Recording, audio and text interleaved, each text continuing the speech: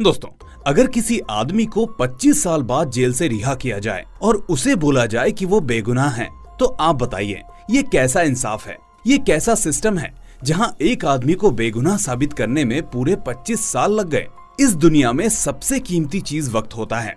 अब कौन उसका वो कीमती वक्त लौटाएगा? कौन लौटाएगा उसके वो 25 साल? जी हाँ दोस्तों, ये एक सच्ची घटना है और इसी कॉन्सेप्ट पर बेस्ड है हमारी ये शानदार मूवी जिसका नाम है नांदी।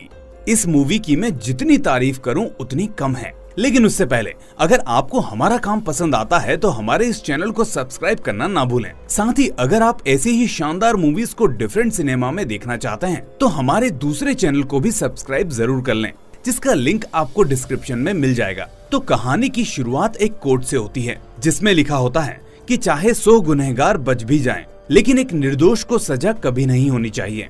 पहले ही सीन में हमें 2015 तक के कुछ रिकॉर्ड्स दिखाए जाते हैं, जिसके मुताबिक हमारे देश में तकरीबन 1400 जेल हैं, जहां 3.5 लाख के आसपास कैदी हैं। लेकिन उनमें से 68% यानी तकरीबन 2.5 लाख लोग दोषी और निर्दोष दोनों हैं। मतलब ये अंडर ट्रायल कैदी हैं जो कई सालों से बिना किसी वजह के जेल में सड़ रहे हैं। इसके बाद हम कुछ ऐसे लोगों को देखते हैं जिनको बिना किसी वजह के झूठे इल्जाम में फंसाकर जेल भेज दिया गया है, जिसमें एक बूढ़ी माँ अपने बेटे के बारे में बताती है जिसे पुलिस ने बिना किसी वजह के जेल में डाल रखा है और वही बेटा इनका सहारा है।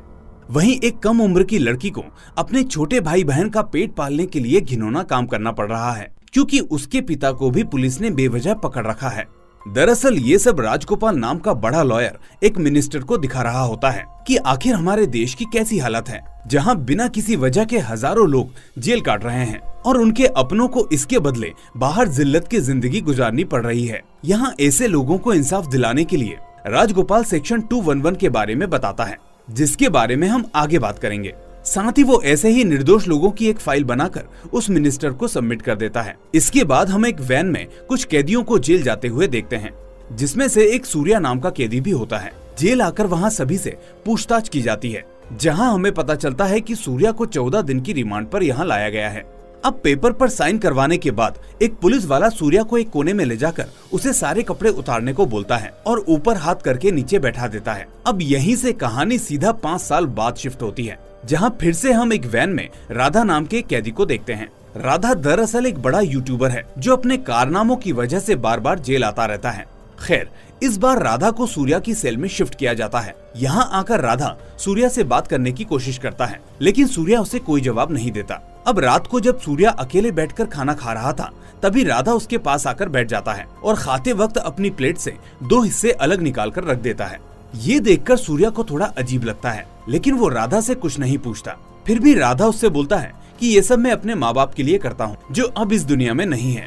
मैं हमेशा खाने से पहले उनको ऐसे ही याद करता हूँ। अब माँ और बाप का नाम सुनते ही सूर्या का दिमाग जैसे एकदम से खराब हो जाता है और वो अपना खाना फेंक कर वहाँ से वापस सेल में चला जाता है। यहाँ सूर्या अपने बचपन का एक सीन याद करता है, जहाँ उसके पिता ने शराब और सिगरेट इसलिए छोड़ दी थी जिससे वो पैसे बचाकर सूर्या को अच्छी एजुकेशन दे सकें। मतलब उसके पिता ने अपने बच्चे के लिए कभी ना छूटने वाली लत को भी एक झटके में छोड़ दिया था। अब सूर्या अचानक होश में आता है और घबराने लगता है, जिसे देखकर राधा उससे कहता है कि जैसे आग लगने पर पानी से उसे बुझाया जाता है, ऐसे ही मन की आग और दर्द को आंसू से बहाया जाता है।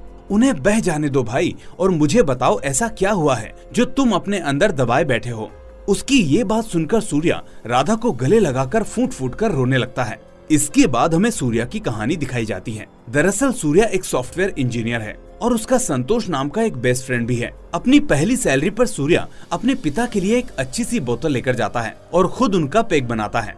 उसके पिता उसे रोकते हैं कि बेटा ये सब मैंने छोड़ दिया है। तो सूर्या कहता है वो आपने मेरे लिए किया था, आज मैं चाहता हूँ कि आप अपने समय को एक बार फिर से जिएं। और इसी के साथ वो एक ओल्ड सॉन्ग प्ले करता है, जिसके बाद उसके पिता को अपनी जवानी के दिन याद आने लगते हैं। यहाँ इस सीन से हमें मैसेज मिलता है कि माँ बाप अपनी खुशियों को कुर्बान करके अपने बच्चों के जीवन को बेहतर बनाने का प्रयास करते हैं और वहीं बदले में बच्चों को भी बड़ा आदमी बनने पर अपने माँ बाप को ना छोड़कर उन्हें उनकी खुशियों को लौटाना चाहिए।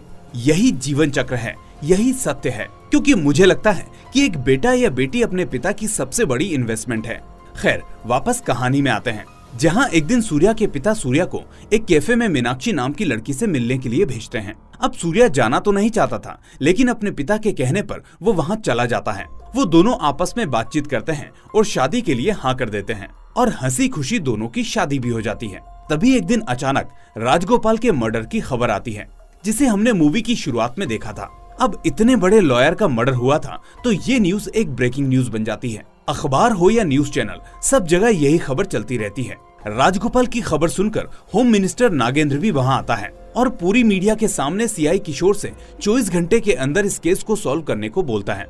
उधर शादी के बाद सूर्या अपनी बीबी मीनाक्षी और दोस्त संतोष के साथ एक आदमी के पास जाता है और उससे 10 लाख रुपए उधार लेता है, क्योंकि उसे एक फ्लैट खरीदना था। अब सूर्या की मार्केट वैल्यू काफी अच्छी थी, इसलिए वो आदमी कुछ समय के लिए सूर्या को पैसे दे देता है। उधर 3 दिन गुजर जाने के बाद भी कातिलों का कोई अता पता नहीं था, इसलिए न्यूज में दूसरी पार्टी का आदमी सरकार और पुलिस पर सवाल उठाने लगता है। किशोर को भी इस केस को सॉल्व करने का ऊपर से काफी प्रेशर आने लगता है और तभी उसे एक छोटा सा क्लू मिलता है, जिसके बाद वो सूर्या को रास्ते से उठा लेता है, जहाँ उसकी बीबी रोते हुए ये सब देखती रहती है और कुछ नहीं कर पाती। थाने लाकर किशोर सूर्या को कुछ फुटेज दिखाता है और पूछता है कि बताओ, तुम राजगोपाल को क्यों फॉलो कर रहे थे, तुमने उसे क्यों मारा।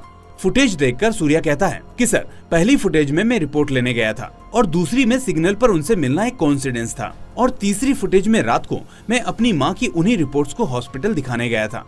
इन तीनों जगह पर मेरा और उनका होना बस एक इत्तेफाक है और मैंने उनको नहीं मारा, मैं तो उन्हें जानता भी नहीं सर। लेकिन किशोर उसकी एक नहीं सुनता और अपने साथियों से कहता है कि अंदर ले जाकर इससे सच उगलवाओ। इसके बाद किशोर को सूर्या के बैग में 10 लाख रुपए का चेक मिलता है। हालांकि वो चेक वही था जिससे उसने आज एक फ्लैट खरीदा था। उधर सूर्या के बारे में पता चलते ही उसके घर वाले वहां आ जाते हैं, तो किशोर के कहने पर हवलदार उनसे कहता है कि सबके सब चुपचाप घर वापस चले जाओ, FIR हो चुकी है, अब सीधा कोर्ट में मिलना। खैर, सीन यहाँ से सीधा कोर्ट में जाता है। अब क्योंकि राजगोपाल खुद एक बड़ा वकील था, तो सूर्या को डिफेंस में कोई लॉयर नहीं मिल पाता। अब कोर्ट में लॉयर चेक दिखाते हुए कहता है कि सूर्या ने हत्या करने के लिए 10 लाख रुपए की सुपारी ली थी। साथ ही वो उन फुटेजेस को भी दिखाता है। सब कुछ देखने के बाद जज सूर्या के लिए एक वकील अपॉइंट करने को कहती है और उसे 3 दिन के लिए रिमांड पर भेज देती है। सूर्या चिल्लाता रहता है, गिड़गिड़ाता रहता है, लेकिन जज उसकी एक नहीं सुनती। बाहर सूर्या के पिता मीडिया वालों से हाथ जोड़कर कहते हैं कि मेरे बच्चे को बचा लो, वो बेगुनाह है। उधर किशोर सूर्या को पुलिस स्टेशन लाकर बहुत बुरी तरह से मारने लगता है। एक लाठी टूटने पर दूसरी, दूसरी टूटने पर तीसरी, बस उसे मारता ही रहता है और मार मार कर उसे बेहोश कर देता है। वहीं सूर्या के माता पिता अपने ऊपर केरोसिन डालकर खुद को घर के अंदर बंद करके सभी से कहते हैं कि जब तक मेरा बेटा वापस नहीं आता हम बाहर नहीं आएंगे, और अगर कोई अंदर आया तो हम खुद को आग लगा लेंगे। यहाँ किशोर सूर्या को उठाकर उससे एक पेपर पर साइन लेने लगता है, लेकिन सूर्या उस पेपर को फाड़कर फेंक देता है और कहता है कि हिम्मत है तो असली कातिल को पकड़कर उसके साइन कराकर दिखा। उधर सूर्या के माता पिता को ऐसे देखकर वहाँ कॉलोनी वाले भी धरना देने लगते हैं और मीडिया भी वहाँ पहुँच जाती है। इस खबर को देखकर किशोर का माथा खराब होने लगता है, जिसके बाद वो एक प्लान बनाकर झूठे एविडेंस तैयार करवाता है और अगली सुनवाई में जज के सामने उन्हीं को पेश करता है। लेकिन तब तक सूर्या को भी एक वकील मिल जाता है जो जज से कहता है कि मुझे इस केस को समझने के लिए थोड़ा और वक्त चाहिए। इसके बाद जज साहिबा सूर्या को 14 दिन की रिमांड पर भेज देती है और उसी के अगले दिन सूर्या को पता चलता है कि उसके माँ बाप ने आग लगाकर खुदकुशी कर ली है। सूर्या दोनों की जलती हुई चिताओं को देखकर जोर जोर से रोने लगता है और वो पल याद करने लगता है जब वो घर में पहली बार AC लेकर आया था। तब उसके पिता ने कहा था कि बेटा हमें इसकी कोई जरूरत नहीं है। तब सूर्या ने बोला कि पापा गर्मियाँ आने वाली हैं, मैं तो ऑफिस में AC की ठंडी हवा खा लेता हूँ, लेकिन आप लोगों को घर में जलना पड़ता है। अब से आपको गर्मी कभी नहीं छुएगी। और आज वो दिन है जहाँ दोनों ने एक साथ उसी गर्म आग में अपनी जान दे दी। दोस्तों, ये सीन काफी इमोशनल है। खैर, इसके बाद सूर्या को वैन में बैठाकर उसी जेल में ले जाया जाता है जहाँ वो अभी है। यही वो सीन था जो हमने शुरू में देखा था।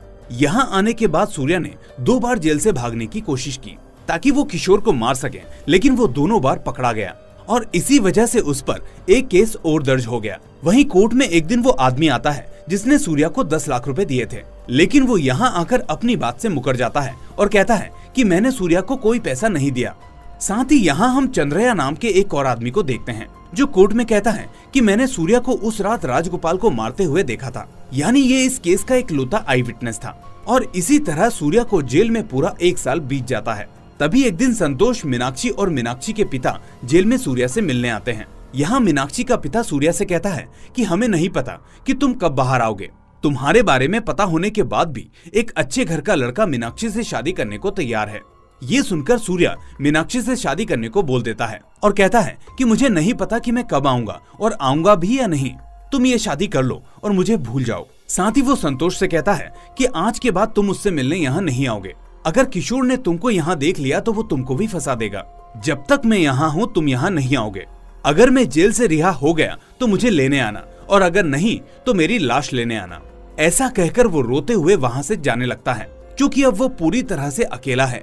न उसके माँ बाप हैं, न उसकी बीवी और न दोस्त। उसकी लाइफ पूरी तरह से खत्म हो चुकी है। बिना कोई जुर्म किए वो बस सजा काटे जा रहा है। और ऐसे ही जेल में उसे आज पूरे 5 साल हो चुके हैं, लेकिन उसे इंसाफ नहीं मिला। अपनी यही दुख भरी कहानी सूर्या राधा को सुना रहा था। तभी एक दिन अचानक अध्या नाम की एक लड़की सूर्या से मिलने आती है और उससे कहती है कि मैं एक लॉयर हूँ और तुम्हारे केस को पिछले 6 महीने से पढ़ रही हूँ।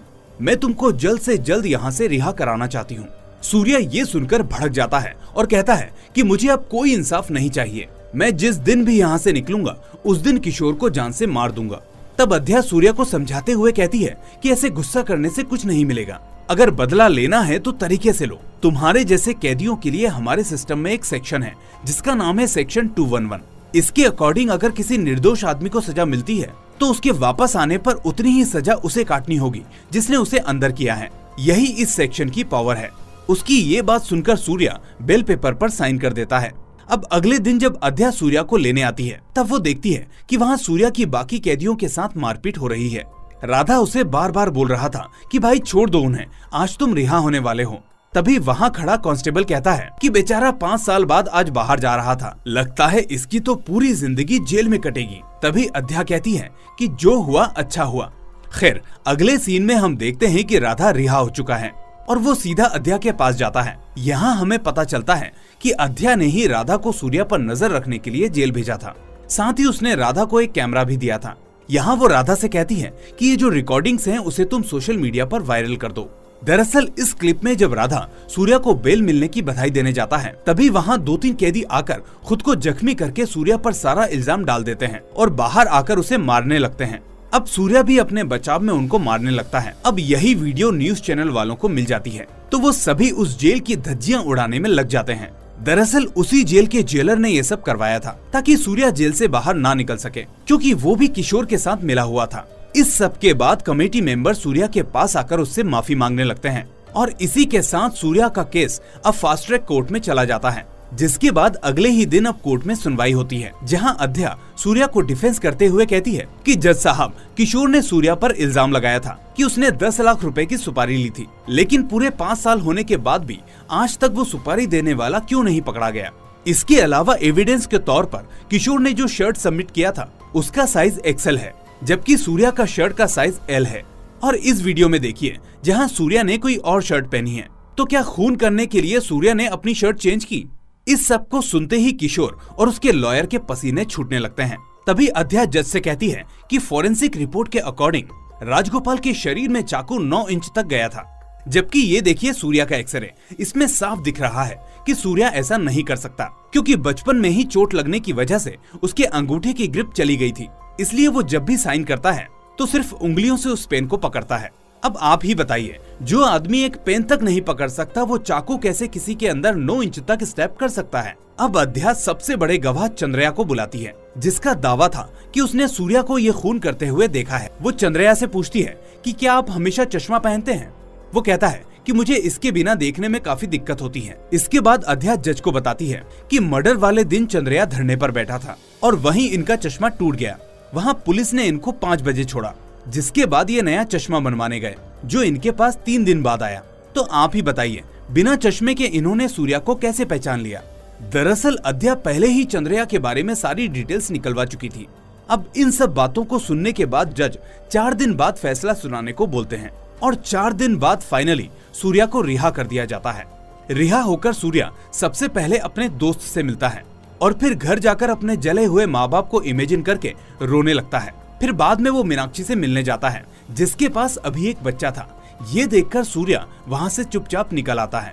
अब वो राजगोपाल के घर पहुँचता है, जहाँ उसे पता चलता है कि अध्या राजगोपाल की ही बेटी है और उसे पहले से ही शक था कि ये खून सूर्या ने नहीं किया।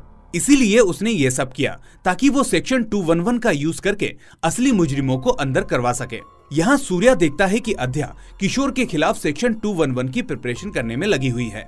वो सूर्या से कहती है कि असली लड़ाई अब शुरू हुई है, लेकिन सबसे पहले हमें उस चंद्रया को देखना होगा क्योंकि वही है इस केस का सबसे बड़ा सबूत।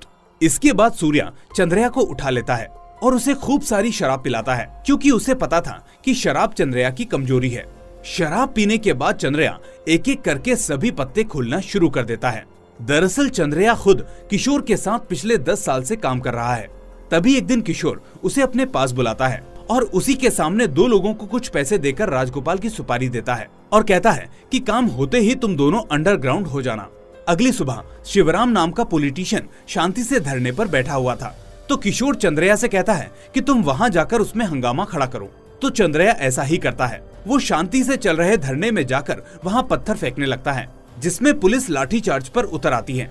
और इसी सब में चंद्रया का चश्मा टूट गया था, जो मीडिया के कैमरे में रिकॉर्ड हो गया था। अब उसी रात वो दोनों आदमी मिलकर राजगोपाल का खून कर देते हैं और अंडरग्राउंड हो जाते हैं।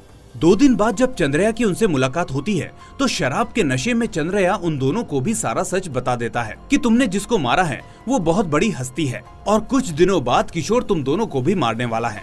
अब चंद्रया की बात सुनकर वो दोनों वहाँ से भाग खड़े होते हैं, लेकिन फिर भी किशोर उन दोनों को ढूंढकर उन्हें शूट कर देता है। खैर, पूरी बात सुनने के बाद सूर्या चंद्रया से बोलता है कि एक दिन किशोर तुमको भी इसी तरह खत्म कर देगा। ना जाने कितने बेगुनाह लोग जेल में किशोर जैसे लोगों की वजह से सड़ रहे हैं। एक बार तो सच बोलकर देखो, तुम चाहो तो सब कुछ ठीक हो सकता है। उसकी ये बात सुनकर चंद्रया कोर्ट में गवाही देने के लिए तैयार हो जाता है। वहीं किशोर भी इस सब को लेकर काफी परेशान था, इसीलिए वो एक लॉयर के पास जाता है जो उससे कहता है कि इस केस की सबसे बड़ी जड़ चंद्रया है, इसीलिए पहले उससे डील करना होगा। अब अगले दिन कोर्ट में फिर से सुनवाई होती है, जहां अद्या जज से चंद्रया को बुलाने की परमिशन मांगती है, लेकिन काफी देर इंतजार करने के बाद भी चंद्रया वहां नहीं आता, जिसके बाद जज अद्या को 4 दिन की और मोहलत दे देता है।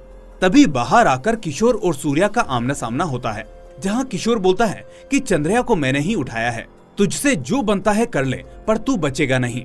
इतना कहकर वो अपनी कार में बैठकर जाने लगता है, लेकिन तभी उसे कुछ मैसेजेस आते हैं और यहाँ हमें पता चलता है कि चंद्रया को उठाने वाला कोई और नहीं बल्कि नागेंद्र है, जो 5 साल पहले होम मिनिस्टर था और उसी ने राजगोपाल की हत्या कराकर सूर्या को इस केस में फंसाया था।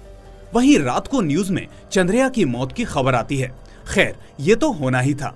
इस खबर को देखकर सूर्या कहता है कि आखिर ऐसी क्या वजह थी जो किशोर को राजगोपाल सर को मरवाना पड़ा। इसी को जानने के लिए अब ये सभी 5 साल पुराना डेटा खंगालने लगते हैं और यहाँ हमें सारी कहानी पता चलती है। दरअसल 5 साल पहले जब नागेंद्र होम मिनिस्टर था, तब उसने जमीनों में कुछ घोटाला किया था। तभी दूसरी पार्टी का शिवराम नाम का पॉलिटिशियन न्यूज में जाकर नागेंद्र के खिलाफ बोलने लगा। अब ये न्यूज दिन पर दिन नागेंद्र की टेंशन बढ़ाती जा रही थी और इस न्यूज को दबाने के लिए उसे एक और बड़ी न्यूज चाहिए थी, जो थी राजगोपाल की मौत। तो इसी वजह से उसने किशोर के साथ मिलकर राजगोपाल का कत्ल करवाया, जिससे उसके स्कैम का सच बाहर ना आ सके, और हुआ भी ऐसा ही था। खैर, अब प्रेजेंट में 4 दिन बाद जब कोर्ट में सुनवाई होती है, यहाँ अद्या किशोर से पूछती है कि आप बचपन से अमीर हैं या बाद में हुए हैं। वो कहता है मैं बचपन से ही रिच था। तब अद्या कहती है कि अगर आप बचपन से ही रिच थे तो आपको और आपकी फैमिली को उन जमीनों को लेने की क्या जरूरत पड़ी जो होम मिनिस्टर जी ने गरीबों को बांटी थी। ये कहकर वो जज के सामने उन जमीन के डॉक्यूमेंट्स को दिखाने लगती है जो किशोर और उसकी फैमिली के नाम पर की गई थी। इसके अलावा वो एक कागज और देती है जिसके अकॉर्डिंग नागेंद्र हर महीने किशोर की वाइफ को पैसे भेज रहा था। वो किशोर से इन पैसों के बारे में पूछती है, लेकिन किशोर मूर्ति बनकर खड़ा रहता है क्योंकि उसके पास इसका कोई जवाब नहीं था। इसके बाद वो जज से कहती है कि ये सब नागेंद्र और किशोर का किया धरा है। मैं आपसे विनती करती हूँ कि किशोर और नागेंद्र के बीच जो कुछ भी फिलहाल बातचीत हुई है उसका डेटा मंगवाया जाए। अब जज इसकी परमिशन दे देता है और डेटा कलेक्ट करने के लिए कुछ दिन का टाइम भी दे देता है। यहाँ नागेंद्र, किशोर और उनका वकील मिलकर इससे बचने का रास्ता निकालने लगते हैं। तब उनका वकील कहता है कि इससे बचने का अब बस एक ही तरीका है कि अद्या खुद इस केस को वापस ले ले। इसके बाद नागेंद्र अद्या को अपने पास बुलाकर इस केस को वापस लेने को बोलता है, लेकिन वो नहीं मानती और वापस जाने लगती है। तभी अद्या के सामने अचानक सूर्या उल्टा लटका हुआ आता है, जो बुरी तरह से लहूलुहान हो रहा था। नागेंद्र ने धोखे से सूर्या को वहाँ बुलाकर उसको बुरी तरह से मारा था। यहाँ नागेंद्र कहता है कि अद्या अब तो केस वापस ले लोगी ना। अद्या वहाँ से चुपचाप बिना कुछ कहे वापस आ जाती है और सुबह जब वो ये सब संतोष को बताती है तो वो कहता है, मैडम ये केस वापस ले लो, मेरे दोस्त को बचा लो, वो लोग उसे मार देंगे, प्लीज इसे वापस ले लो। यहाँ वो संतोष को सूर्या की कही बात बताती है कि आजादी के लिए कुछ लोगों का सेक्रीफाइस करना जरूरी होता है। सूर्या सिर्फ इंसाफ चाहता है ताकि उसी के जैसे बाकी लोगों को भी इंसाफ मिल सके। तभी अचानक सूर्या खून से लथपथ हालत में नागेंद्र और उसके आदमियों से बचते हुए कोर्ट आता है और जज से कहता है कि सर कुछ भी करके बस मुझ जैसे लोगों को इंसाफ मिलना चाहिए। तब तक यहाँ वो डेटा भी आ जाता है जिसमें ये बात साफ हो जाती है कि राजगोपाल को मारने में किशोर और नागेंद्र का ही हाथ था। इसके बाद जज उन दोनों को उम्र कैद की सजा सुना देता है और फाइनली सूर्या को इंसाफ मिल जाता है। यहाँ मूवी के अंत में हम एक और कोट देखते हैं जिसमें लिखा होता है कि जीत हासिल करने के लिए हमेशा पहले लड़ाई लड़नी पड़ती है और वही लड़ाई एक कदम से शुरू होती है जो हमारी जीत का आरंभ है। और इसी खूबसूरत मैसेज के साथ इस शानदार मूवी का होता है दी एंड। दोस्तों आपको ये मूवी कैसी लगी हमें कमेंट करके जरूर बताएं। साथ ही इस वीडियो को लाइक और सोशल मीडिया पर शेयर करना ना भूलें और हॉलीवुड मूवीज के लिए आप हमारे चैनल को सब्सक्राइब कर सकते हैं जिसका लिंक आपको डिस्क्रिप्शन में मिल जाएगा। हम फिर मिलेंगे एक और ऐसे ही शानदार मूवी के साथ। Till then take care and thanks for watching.